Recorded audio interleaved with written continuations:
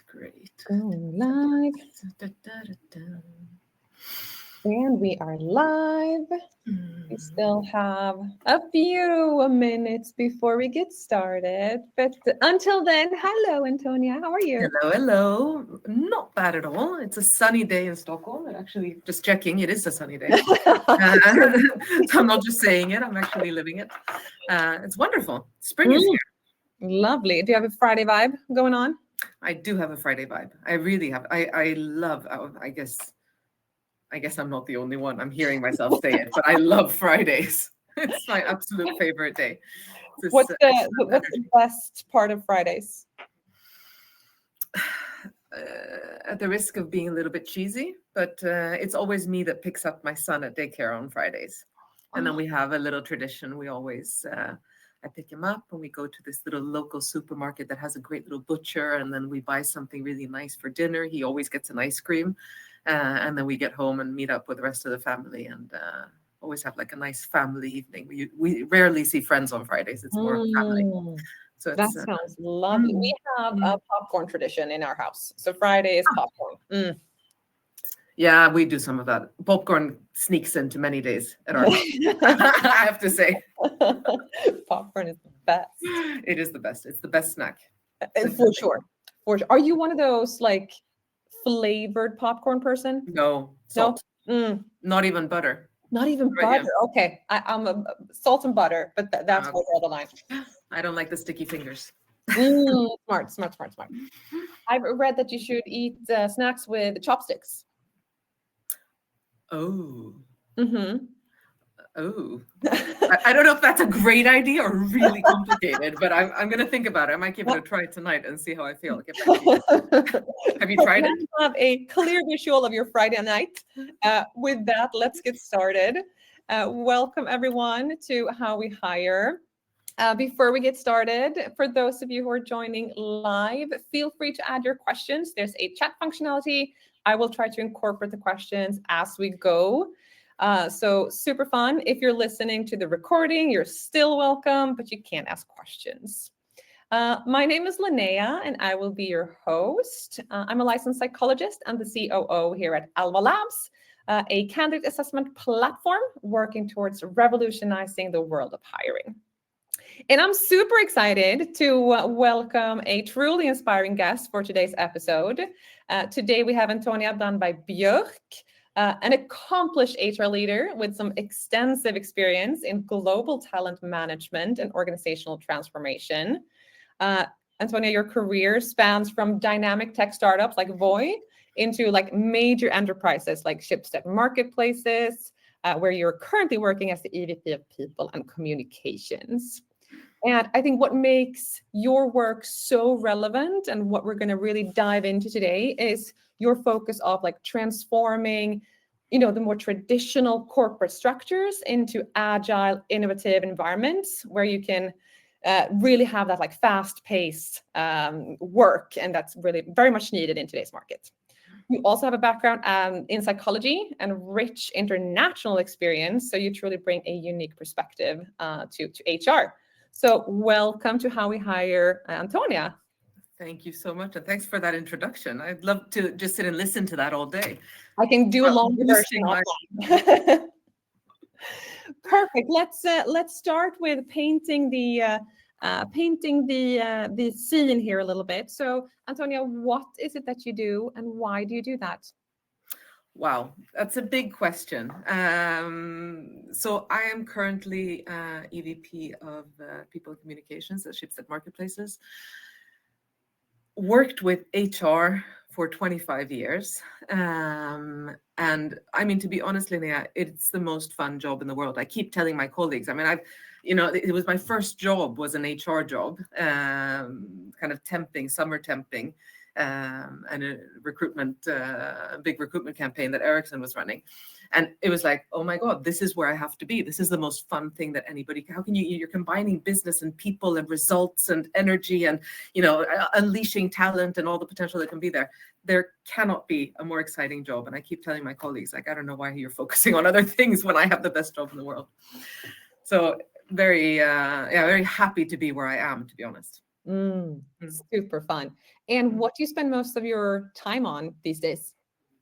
Well, okay, let me draw the picture. I'm not going to market Schibsted Marketplaces here, but just to give you a little bit of a backdrop, it's a company that is going through quite a special transition. So I joined towards the end of November last year, so I'm still fairly new in the role and figuring things out as I go along. But this is a company that is completely being transformed. So it's coming from being part of the big Schibsted group with, the whole media part and everything like that. And then the decision was made around this time last year to split the company in two. So media has gone to one side and is a completely independent company, and we, with the marketplaces, have moved to being a completely standalone organization. And of course, that is massive in terms of, first of all, the split. Just taking a company and, splitting it in two is a massive undertaking. It's emotional, there's process, there's structure that needs to go in there, there's labor law and all these kind of different components that are, incredibly complicated and as I said, emotional for the individuals. And then we have been through a restructure during the fall. This was before me joining, to kind of reshape and resize the size of the teams and the way of working and so on. And now we are on a journey of becoming something completely different. So it's kind of really taking this kind of large enterprise and forming it and shaping it into something completely different. So we're actually on the 12th of May formally changing name. We're going to be called Vend. It's not a secret. The secret's already out there. So that's happening on the 12th of May. We're launching new values, new leadership principles, new way of working. And we really want to transform the business into something much more agile, entrepreneurial, fast-paced, and so on. So it's really, really a journey of change. And it's just starting to take off, to be honest. Super exciting. What would you say is your role in all of this? Because there's now like a leadership team, there's a large group of people that are involved. What's the HR role in all of this? To be honest, I would say we're all over it. Because of course, a lot of the HR, both the processes, the structure, there's everything from, actually the systems needed to be put in place to be able to deliver on this. The whole split from media has taken enormous resources from my team in just delivering the practical aspects. But then, of course, you have all the other dimensions there. How are we going to hire going forward in this new organization? How do we develop talent in this new organization? What type of talent do we need? How are we going to lead in this new organization? Our leaders need to completely shift mindset and think differently. If it's going to be a different company, we're going to make decisions in different ways and we're going to drive different behaviors. That requires something else from our leaders as well. So we are working across all different work streams, and we have our fingers in every jar, I would say, in really transforming this business into something else, which is extremely exciting and privileged place to be, of course. And I guess the following question might be impossible, but I'm gonna ask it anyway. If you could only pick one thing that you needed to be successful in throughout this process, what is your most important area? I would say culture. Mm. Now I'm jumping between culture and leadership. I want to pick both, and perhaps they go together. But it really is, so much of this is about changing not only our processes and our financial follow-up and all of that. There's a lot of things that need to happen, right? But there's something about the mindset shift, thinking differently, making decisions in different ways, value in different behaviors, that is going to be key in order to get everybody on the train, So I would say that is, it's very difficult to pick one and probably impossible, but culture/leadership is very much at the core. Great answer. Okay, so if we could just back up a bit, and if you could share a bit of your professional journey. So you started off in, you said internship at Ericsson, but you worked a lot in tech startup like Voi, and now you end up in this huge enterprise context. How did that, why did you find yourself here all of a sudden? Well, I've been in a lot of different businesses and a lot of different scenarios. And I think that's one of the beautiful things about working with HR. And there's some other similar functions, of course, but is that you can really both completely change industry and type of organization. And there's so much you can learn and still add value, right? So I felt that every job I've taken, I've really been new and really had the opportunity to learn and pick up so much. but still being able to add value with the competence and the experience and so that one has. So, I mean, I've been working in, as I said, in HR for the past 25 years, starting off at my very first job at Ericsson, kind of opening letters, because that's the way that people applied for jobs back then. And then spent quite some time within private equity in one way or another, both working for EQT, for example, where I was for 4 years, but also working for portfolio companies that are very much focused on, when you work in a portfolio company for private equity firm, it's very much about, this is a 3 to 5 year horizon. These are the changes that we want to see. This is what we want to achieve. Now we've got to go.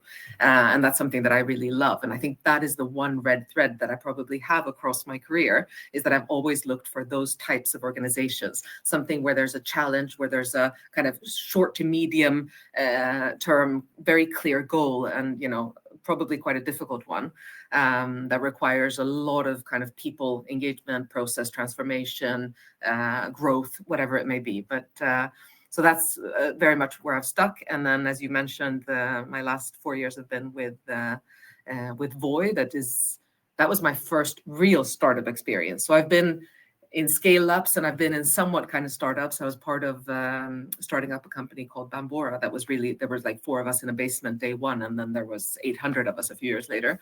But Voi was a startup in a different way. I mean, Voi is really kind of, founder-led and very young, very high-tech, very driven, very fast-paced, and a company struggling and really kind of with all the challenges out there in the market, going from, capital is pretty much free and let's just grow, to stop the brakes. We need to completely reshape and rethink the way that we work, because now it's all about profitability. And in a low-margin business, that really, really makes a difference. So that was a very different experience, I have to say. The last 4 years, and then here I am now. So I think the red thread is that I love the challenge, and I love finding exciting projects and exciting organizations that have strong ambitions and perhaps some challenges ahead. I love that. What would you say, like, you've seen a lot of different companies, and as you say, the beauty with working in HR is that you can have that like span of your career where you do a lot of different things. What's the differences you see between companies, type of companies, industries? Like what are some of the things that you have noticed that are very different when it comes to HR? I mean, if we look at the two extremes between kind of a startup as Voi and where I am now, I think those are really the two most different organizations that I've been in. Then, of course, there's something very clear about speed and structure. I think that are probably the two contrasts, and they don't need to be opposed to each other, but there is something where in the startup environment, you're much more kind of test and learn environment. You run with things, you try them out, you build them yourself because you can't afford to buy them, and it's very agile and very fast paced and innovative in that perspective, right? Because you have to innovate. Whereas in the kind of more large corp world, processes are much more established. It's a bigger process to make decisions. There's more red tape, more hurdles, and more stakeholders to also get involved. So I think those are kind of the biggest contrasts, and that spans for everything that we do in the organization, from the HR processes to whatever it may be, business decisions and so on. It's those are the extremes, I would say. Yeah. What would you hope that the types of organization would learn from each other? And it's always difficult, right? But of course, there's a beauty in each one. There's always the good and the bad. And the ugly. And the ugly as well, yes. Let's not talk about that today. But of course, now being in an organization that has process and structure and project leads, and it's another type of monster in a certain way, a good monster. There's a lot of benefits in that. There's a lot of benefits in the way that we make decisions, and there's a lot of benefits in the way that things are anchored and the way that things are brought forward that I think can really provide kind of this resilience over time as well. And I think that is something that, you know, more of the startup community or scale-ups perhaps could benefit from. But there is something that I would say that is really important. I would probably argue that enterprise companies could benefit more from picking up from the startups than vice versa.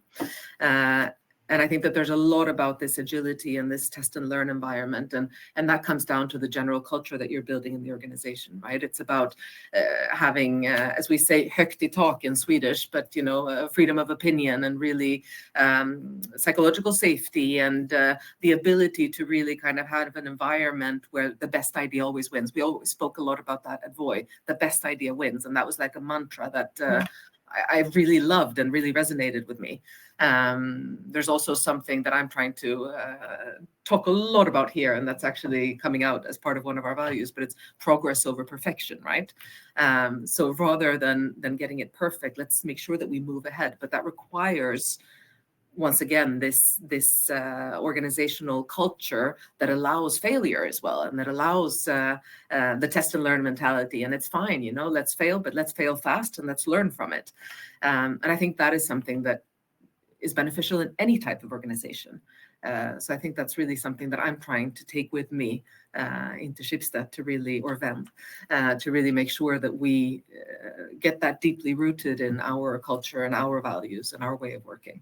And then I think my obvious next question, or maybe only obvious in my head, but my obvious next question then is, how do you do that? Like, you have this idea of, this is something I want to take with me. How do you make sure that that happens on a Tuesday, on a Wednesday, in every different context? Tell us your tricks and tips. I mean, how to do it in an enterprise, I'm figuring it out. So I can tell you how I'm trying to do it. I mean, because if I once again use Voi as a contrast, but also in other organizations I've been in, where if you look at Voi, you had, once again, founder-led. So the culture and the way of working was established very, very quickly and held very firmly by the fact that the founders were there every day, living and breathing and acting according to, you know, the values and the culture and the way of working and all of that. So it was like a very naturally embedded part of the organization there. Here it's slightly different. This is an organization that is coming from a very complex structure. I mean, I can't even start to tell you how complex it is, but it's different legal entities and it's different cultures and subcultures, and you've been working with the brands, but not in the overall company. So this is like, the transformation is on so many different dimensions. And that, of course, means that decisions have been made in silos. Historically, it means that perhaps people have felt that they haven't had the ability to really lean forward and drive, not because somebody's telling them not to, but because the structures are getting in the way, and so on and so on. So what we're working with really, really hard now is to work on, as I was saying, culture, values, leadership. I think those three are like the really big pieces that we're pushing now, really, really hard. And when you do that, it's so important that it doesn't become just a top-down exercise. So we're, you know, spent so much time, and I have an amazing person on my team who's leading this, but it's a lot about the co-creation, bringing the stakeholders with you on the journey, whether it's the employees, other leaders in the organization, union representatives, whatever it may be, and of course the executive team, but making sure that it's a journey that we're on together. And we've had so many iterations and sessions and brainstormings and workshops on this just since I joined. I mean, it's just like 5 months ago, right? But during this time, we've had so many iterations to really make sure that we align on, but where is it that we really want to go? And of course, there, the executive team has a big role to play in setting that direction. And then making sure that, you know, we're all on board and moving in the right direction. So we just actually launched our new values earlier this week. So it's a big week for us. I actually have them tattooed on my arm. Not real ink, but still, not real ink, but it doesn't come off. I can tell you, it's going to be there for a while. But that's like a big milestone, right? So now we're live with our new values. Then now we can start really breaking that down into behavior. So what does it mean? How do we act differently now that we are going to be Vend and we have these new values and we're moving in another direction and different way of working and so on? So having this strong focus on culture, engagement, and leadership, that we're also developing a new leadership framework, is going to be incredibly important in really making sure that the change process and mindset and so on moves forward, to then also allow for freedom of opinion and drive. And what we want ultimately is to have every single one of our employees feeling engaged and leaning forward, and really freedom to make decisions and drive things and innovate and so on. So I could talk about this all day, but it's really, really a journey, and we're just taking the first steps on it, but important ones. But it sounds like the most important thing that you've done so far is identify what you want to be, where you want to go, implement that in culture, values, how to be a leader, to kind of set the expectations, and now it's time to make that happen out in the wild. Yeah. Yes, now it's time to start walking the talk and actually getting it out there. Yes, getting tattoos. What are some of the challenges that you have encountered in this more corporate structure when doing this? I mean, I was touching on it before. I think there's so many different things that are challenging. I would say that there's so many things that are fantastic and really easy to work with. And I would just say that there's an eagerness for change that is actually natural in this organization. It's an organization that, despite being a large enterprise, is quite used to change. So that helps a lot, right?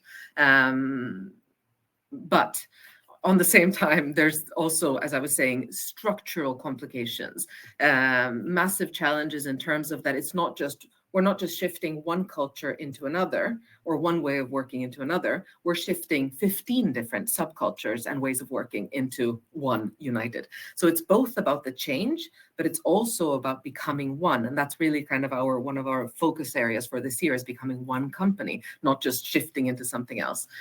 So there's been so much like subgroups and sub-autonomy and subcultures, and once again, driven a lot by the brands that we represent. So for good reason, it's been that way, but now it's really something else. And that strikes me every single day, that you feel that you've aligned on something, and we sit in the room and we look at each other and we say, yes, we got it. And then we leave the room and we realize very quickly that we all interpreted something slightly different. So then we have to go back and start over and discuss again. So there's a lot of that kind of back and forth, but for us, it's a necessary process because of the very complex structures and history that the company has. So I think that would be the one thing that I hadn't really kind of counted on, and that surprised me. Yeah, no, thank you for sharing. I think that is probably something that people in the same situation in large organizations can relate to. Okay, so I mean, this is, after all, how we hire. So let's move in to focus a little bit more on recruitment strategies. And I would love to start at Voi, actually. So you were there from when it was a fairly small team to when it was a pretty big team. Can you talk us through a little bit how the recruitment practices changed throughout that time? I mean, they changed in many directions during those years, because the market also changed and the company changed so much. But I would say, if you look at the early days of Voi, and I guess that's fairly typical for startups or scale-ups, is that you hire 5 good people, and then they hire 5 good people, and so on, and basically you're tapping into these people's network. So you're tapping into, I know this guy is really great, and and of course, bring him in, and then we'll figure out what this person does later. So that was very much kind of the philosophy initially in the organization. And I recognized that from the Bambora journey that I did as well. We also worked in that way a lot. It was like one good person knows 3 other good people, and then we'll figure it out a little bit as we go along, but good people.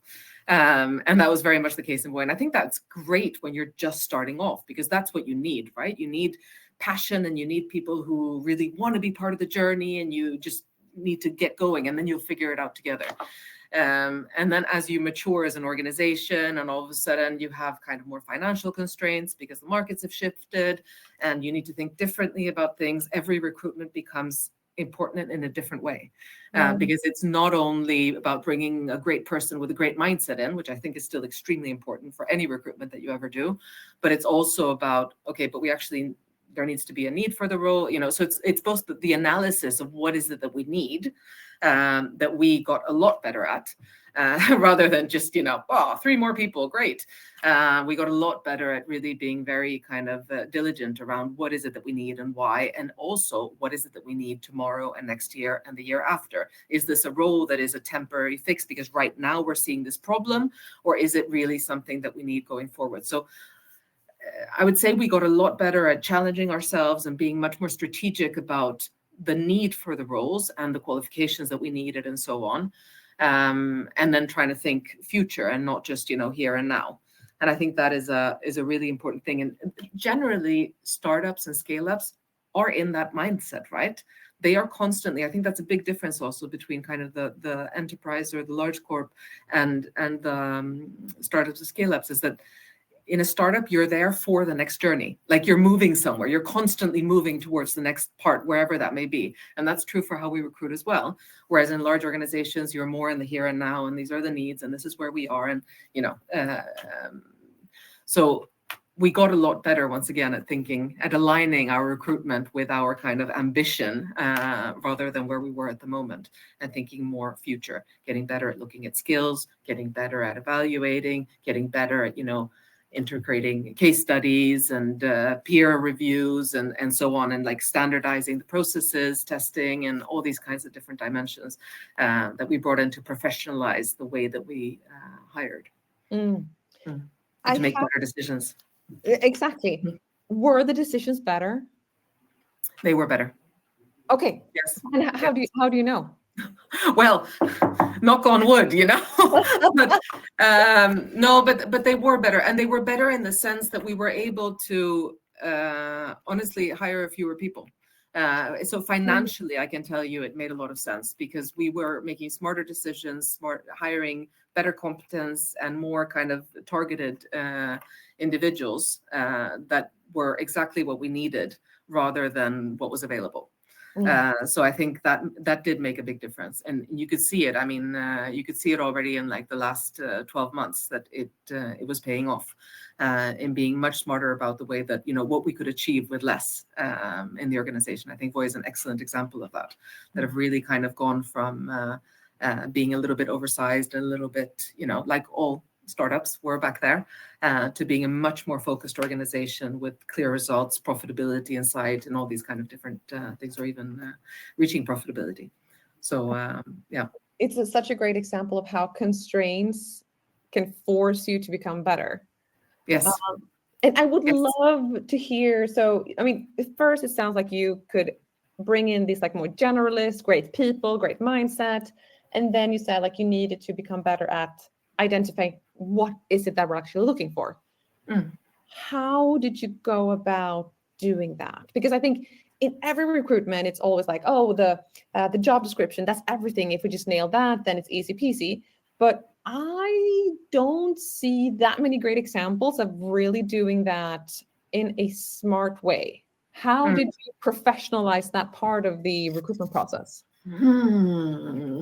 Now I have to think, because I mean, I think you're right. You're right. I mean, it is super complex, right? And it's very difficult to really kind of get down and identify exactly what it was that we did. Yeah. Because it's not just about the job description. It's very much also about the mindset of the people that are hiring and understanding what the needs are and making sure that there's alignment and making sure. So it's a team effort, right? When you're hiring, it's not just one person. It's really like it takes a village to hire a great person and to keep that great person. That's a whole other story. But and I think that what we got very good at was on being aligned, making sure that we all saw the same things and that we wanted in the same direction. Then, of course, we saw different things in the candidates and we challenged each other and all of that. But we got a lot better at kind of defining the needs of the role, not just the job description, but what is the, what is around this job description? What is the team like? What geographies is this kind of person going to work in? What is the scope? What is the complexity of the role? What are the challenges in this role, and so on?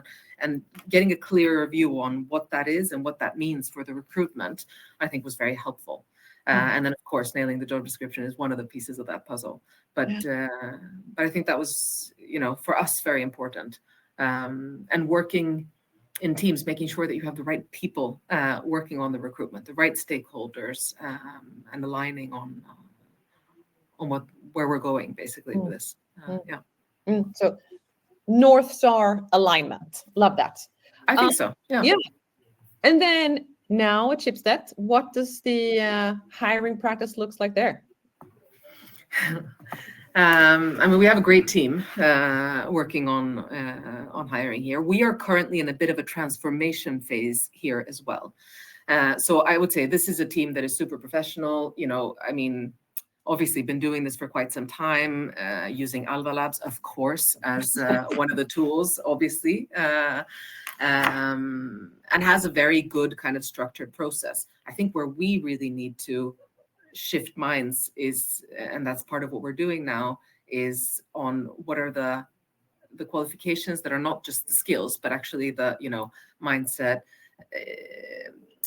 ability to drive change, like these types of things. Where this is my experience from, if I think back to my Bambora journey, I keep referring to that, but just for context, for those who don't know what it is, it's a company that we started up.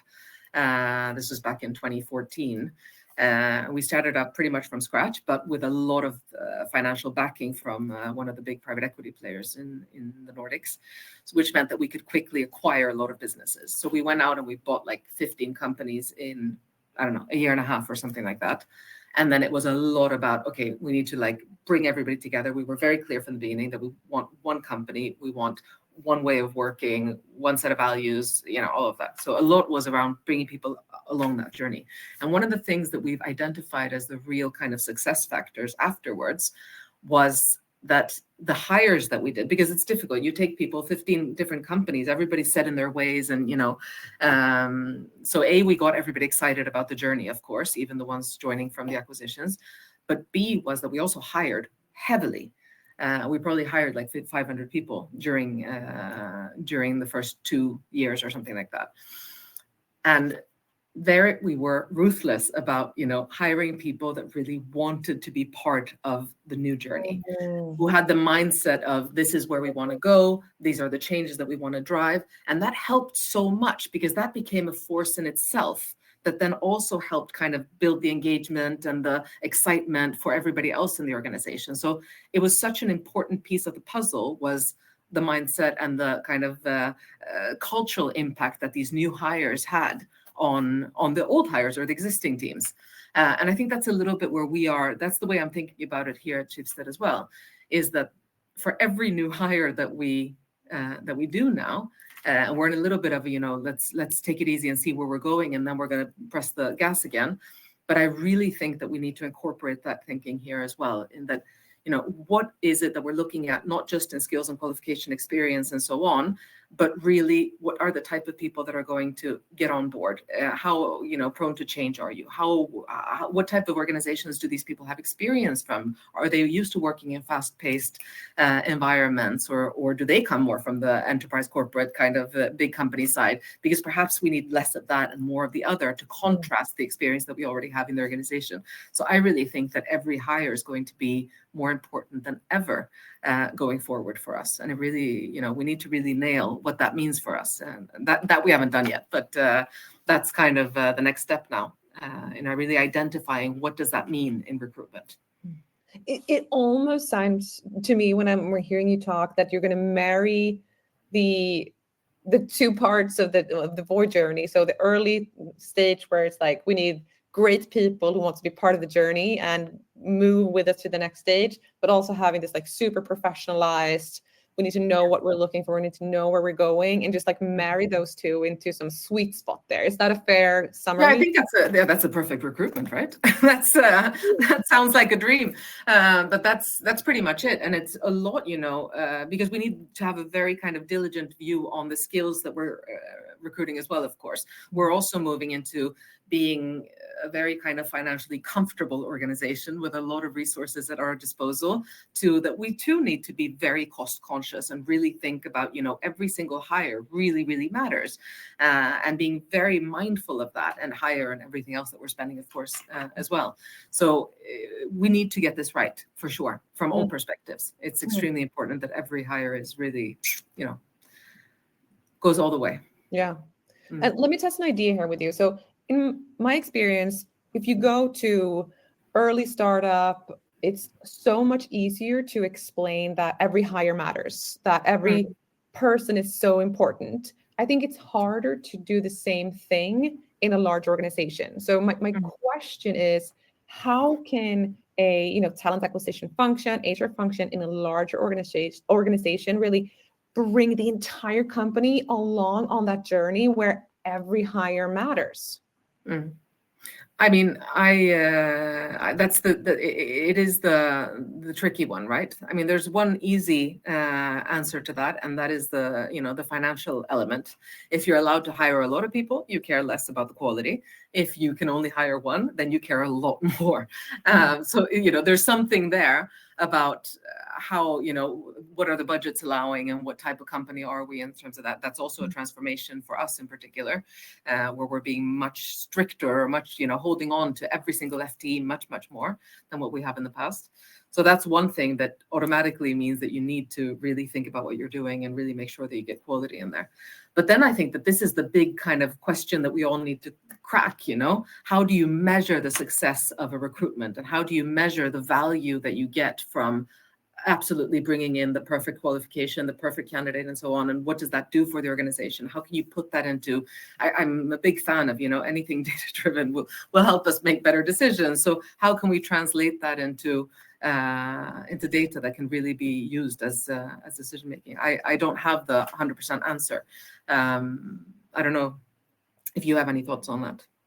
Oh, I have a lot of thoughts. Don't know if I have the right answer, but I really agree, and it resonates really well with me. The way that we have tried to measure quality of hire is to let the hiring manager evaluate the new employee early on, so that you can tie it back to the hiring process as fast as possible, so that you really create like this cohesive experience where you don't just like hire and then you forget that the performance is actually linked to the hiring. So the way that we do it is evaluate in like the first few months to have like a proxy, and then we can obviously link it to the overall performance later on as well. But I think it's crucial that the time isn't too extensive. I agree.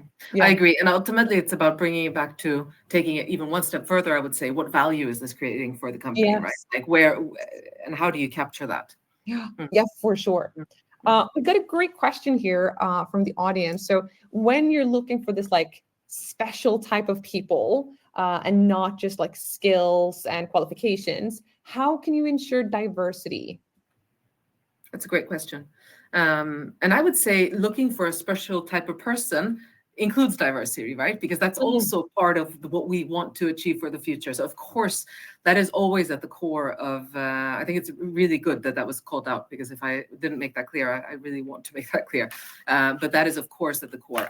Hiring a diverse workforce is ultimately, I mean, that's proven time and time and time again. I don't need to argue that with a bunch of professionals here on the call, but I mean, we know that creates better teams. We know that creates better results. I would say when I talk about mindset and so on, that's kind of on top of, because the diverse workforce, and that can mean a million different things, right? There's so many different layers of diversity, and I think we need to look at all of them.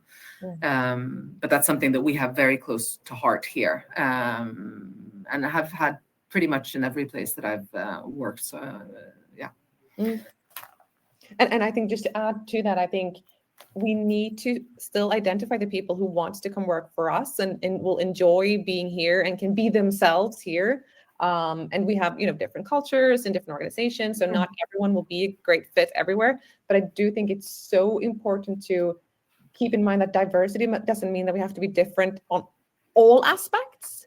But if we identify this is the type of person that will thrive here, and if you look for that, then you will find diversity if you just evaluate those things in a structured way and in an objective way. So I think that's so important to highlight. So really great that was brought up. Yeah, and I would add to that when I also talk about the kind of mindset and the what we're perhaps need a little bit more of here, that is also a form of diversity, right? That's to balance up what we already have here. So that's exactly what I'm looking for, is this balance between the new and the existing, and how can we, you know, melt this into this wonderful high performing pot of excellent and talented employees. Yeah. And I mean, speaking of high performing pot, you're going through so much change. How do you maintain a good level and a sustainable level of performance? Yeah, I mean, honestly, I think it's a challenging one when change is happening at the pace that we are experiencing. And I think, if I'm completely honest, that we've seen a little bit, or I felt it when I joined in November, that following the split from media and then the whole reorg during the fall and so on, the company was quite kind of, you know, no more, no more change. Let us just do our job and move forward. So there can be like an exhaustion of change at times also, and I think you need to be very mindful of that. Now we've moved into a completely different phase. It's more about positive change and so on. But regardless, when you're changing so many things, one thing is extremely clear, and that is clarity. So I think from my experience, is that people need to be extremely well informed about what, about why, about how. And as long as that is clear, and I'm not saying that that makes it easy, but it at least makes it manageable, so that people feel, you know, I don't need to spend my energy and my capacity on thinking about the unknown, because I know what the unknown is, and at least I have a grasp of it, and I can continue focusing on doing a great job, which is what I really want to do.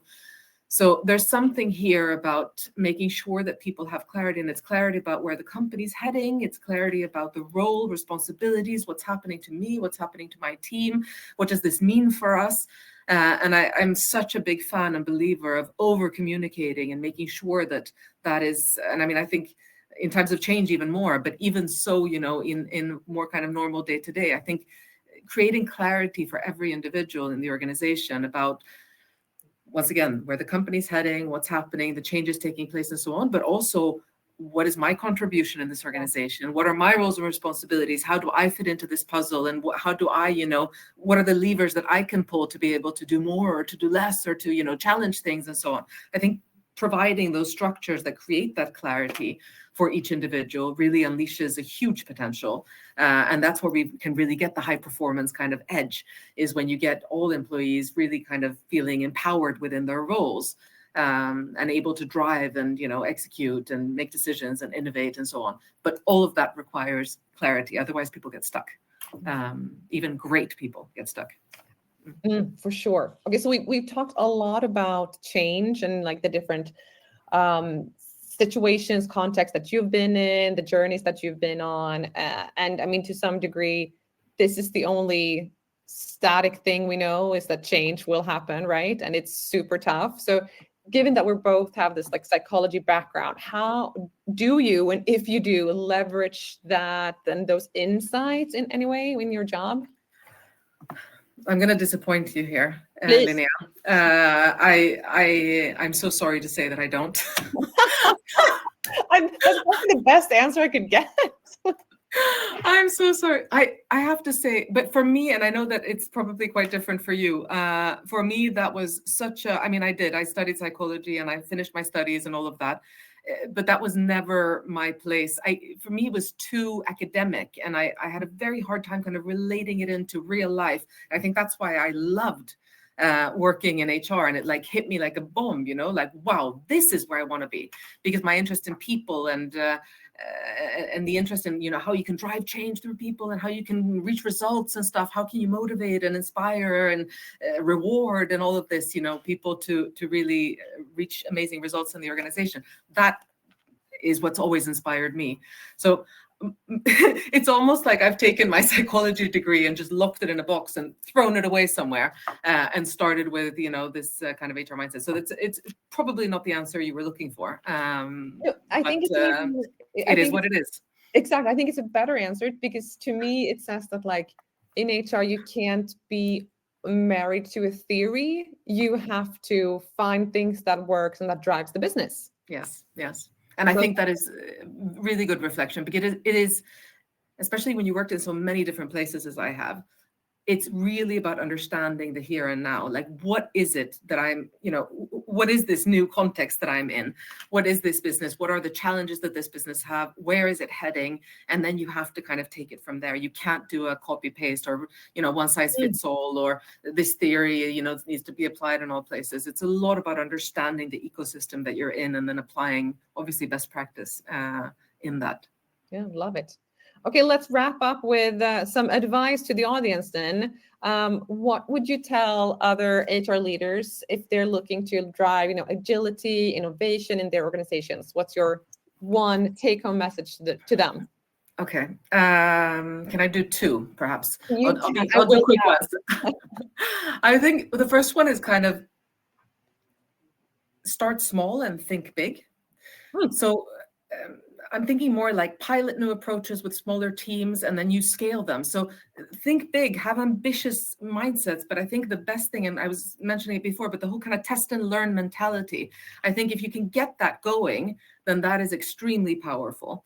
And because you also don't always know exactly what the first step is going to be or what the right step is going to be. So getting this kind of power and this movement in the organization where it's okay to test and learn, and where you can start kind of piloting things, and then you scale what's successful, what you see works, then that's what grows. I think that's a really, really good one. And then my second one is very much, and I've been talking about it, but invest in leadership and empower teams. I think it's so important. The more you can have empowerment in the organization, the stronger you will be as an organization, and the stronger you will be able to drive innovation, agility, and so on and so on. So I think those are my two. I love those two. Let's bring in the weekend thinking about these two tips. I guess we have to fight it out on offline around the psychology to be or not to be theory. But thank you everyone for listening. And thank you, Antonia, so much for joining. Hope that to see you back here in How We Hire soon, hearing how things turned out when you're through this big change. But fantastic. Thank you so much for having me. Happy Friday. Bye, everyone.